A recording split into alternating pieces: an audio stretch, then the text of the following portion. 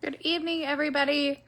So, Corey and I had canceled church over the weekend for us because I've been going through it for the last couple weeks.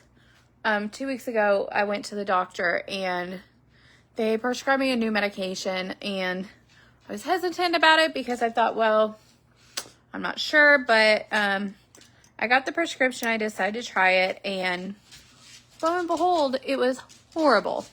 So, had a horrible reaction to it. And then work's been stressful. I'm feeling overwhelmed and burned out.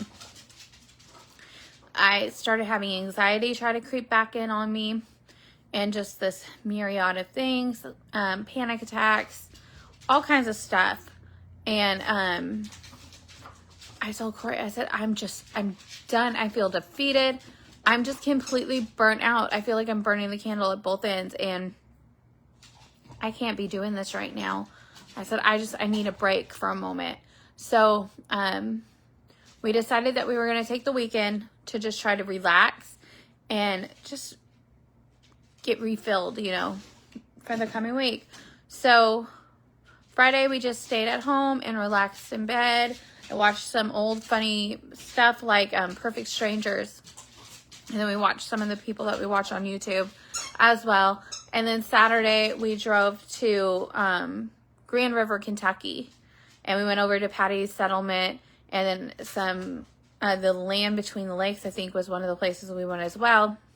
And, we just took Remy and we went out for the day. And then we went to church Sunday morning as well. And we were like, okay, we're just going to get refilled. Sunday when I was getting dressed, though, I heard a still small voice, very still small, that I thought was just myself. And it said to get rid of the medication. And so I was like, okay. So I did research on the medicine and stuff throughout the day. And I realized, all of these issues I'm having are stemming from this medicine, as well as the burnout and the other things too. So I immediately stopped it, and I told my provider about it and stuff. And within probably 12 hours, I was feeling better. We went to church, got a really good service in, and this super, super sweet lady was praying with me. She said, I think God led you to this moment right now because you needed prayer. So then I was just washing my face and putting on my night routine, peptides and all that stuff, and whatever the stuff is I put on my eyes, and lotion. And I was thinking, God, burnout's so hard, and it is so extensive, the effects that it leaves on your body. And one of the things that he was telling me throughout the week was, my grace is sufficient. It's my peace that I give to you. And I was like, okay, I've heard these scriptures, but I don't feel this right now. I didn't feel any peace. And I've been telling Cora for a few weeks that I feel like we're on the cusp of something. And it's like a major change, but I'm not sure exactly where God's leading it to and stuff. He's been showing each of us things. And things that he shows to Corey in his secret place are lining up with the things that he shows me in my secret place too. But then that's also scary when you kind of start piecing together what God's saying. And I thought, okay, I spend 45, 50 hours a week at work. 10 hours a week driving just for work. Then I get home and I have all this stuff I've got to do. And, Remy needs attention all the time because Corey's spoiled and rotten. Okay, I might have helped a little bit. But the dog's spoiled.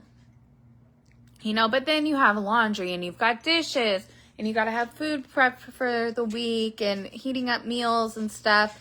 And then the night before, I pack lunches for the next day, have that ready. And, there's just your routine that you've got to do. And I'm sure there's so many people out there who have it way worse because besides just having a spouse and a dog, you've got kids and you've got people that you're caring for 24/7. I do spend a lot of time with my parents and my grandma and my great aunt, but it's not 24/7 care for that. And so, there's a lot of people that have it worse, but it's I know that it's not as hard and that there's some people who have it way worse than me. So why am I struggling so much, God? He kept telling me over and over again, my grace is sufficient. My peace I leave with you. I was like, okay, God, but there's something more going on here, and I'm just not grasping it. And I'll be the first to admit that I'm like, okay, God, give me answers now. I asked, I don't want to wait. I'm not patient. I just need to know what's going on, and then I need to come up with a plan to fix it. And that drives Corey crazy because I always want a plan in place.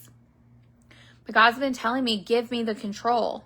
Stop thinking that you have to make a plan and be in control, you know? And there's that old saying that if you want to see God laugh, tell him your plans. And it's like, okay, I get that you need to be in control, and I get that you're not always going to tell me things on time. So how do I feel that peace? And then I was reading a post that a friend had made, Caleb Curtis, and he was talking about the Levites pouring out. And, you know, you can be burnt out, and that it's that secret time with God that will fill you back up. And then God said, that 4:30 in the morning time that I've called you to, that's just with me, that's my time to refill you, to give you what you need for each day to succeed and to be able to go on and to carry on. That's your time to be fed into. That's the time that I will speak to you and that I will give you everything you need. Refill your cup so that you're not burning, or so that your cup's not empty and you're not burning the candle at both ends. And then this is the part that got me. He said, how committed have you been to our time? I thought, oh, great. Because I've been so exhausted with everything. I'm not wanting to get up when my alarm goes off at 4:30. There's been times that I just lay in bed and I'll pray, but I'm starting to fall back asleep. And then my second alarm goes off at 5, and it's like, oh, I've got to get up now, you know, and I got to go do this out of obligation. Not because I'm desiring that secret space and that time with God, but because I feel like I have to, and it's another obligation on me. I was like, okay, God, I get it now. So all of this rambling just to say, when you're burnt out and you feel like you're running just in place, you're not getting anywhere, you're burning the candle at both ends, you're pouring from an empty cup, you have no spoons left, God is the source. And it's that secret time with him, that time that you spend in the Bible reading it and studying it, that time that you spend in prayer with him, that's what's going to carry you through. You know, how much time are you spending with God just praying in the Spirit? Or how much time do you spend just soaking in his presence, sitting at his feet and letting him fill you up? That's what sometimes we neglect those things, and we don't think of it as, we think of it as an obligation instead of a necessity. You know, if you go for 6 days without eating or drinking anything, your body's not going to give you the strength and energy that you need to be able to get through everything. It's the same way with God. You can't just go to church on Sunday or Saturday or Wednesday and that be it. Like, you've got to have that infilling every day to get your fuel source.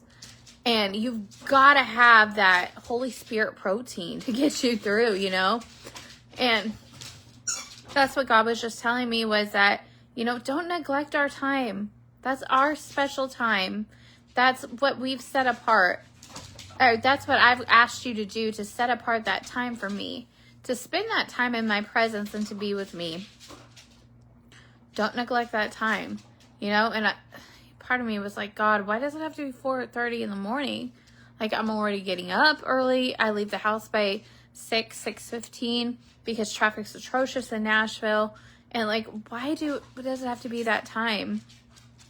And, you know, all God's told me is that's what I asked you to do. Will you do it?